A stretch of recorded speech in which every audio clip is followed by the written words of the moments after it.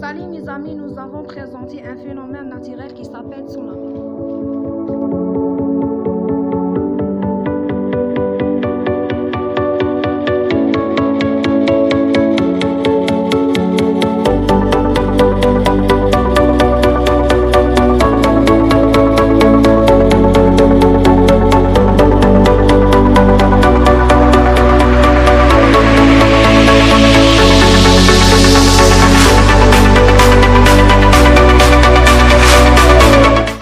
Un tsunami du Japon, tsunami est une série d'ondes de très grande période se propagant à travers un milieu aquatique issu du brusque mouvement d'un grand volume d'eau, provoqué généralement par un séisme, un glissement de terre sous-marin ou une explosion volcanique, et pouvant transformer, atteignant les côtes en vagues destructrices déferlant de très grande hauteur.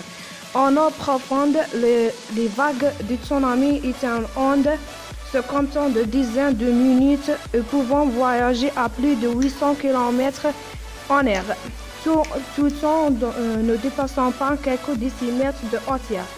Mais à l'approche des côtes, leur période et leur vitesse diminuent tandis que leur amplitude augmente et leur provenance de dépasser 30 mètres carrés. Elles peuvent alors submerger le rivage en inondant les terrains bas, pénétrant profondément dans le terre en emportant tout sur leur passage dans un section de flux et de reflux. Les effets, ce n'est pas principalement la hauteur du tsunami qui fait sa force destructrice, mais la durée de l'élévation du niveau de l'eau et la quantité d'eau déplacée à son passage. Ces vagues de plusieurs mètres de hauteur, voire d'une dizaine de mètres, sont légion sur les côtes de l'océan Pacifique. Elles ne transportent pas assez d'énergie pour pénétrer profondément à l'intérieur des terres.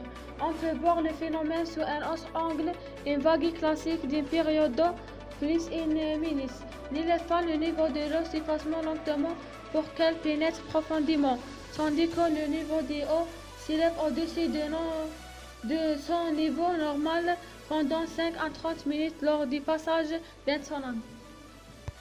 Les tsunamis sont susceptibles de détruire habitations, infrastructures et flore en raison des forts courants qui emportent les structures peu ancrées dans le sol, de l'inondation qui fragilise les fondations des habitations parfois déjà atteintes par les tremblements de terre précédant le tsunami, de dégradation due au choc d'objets charriés à grande vitesse par la crue.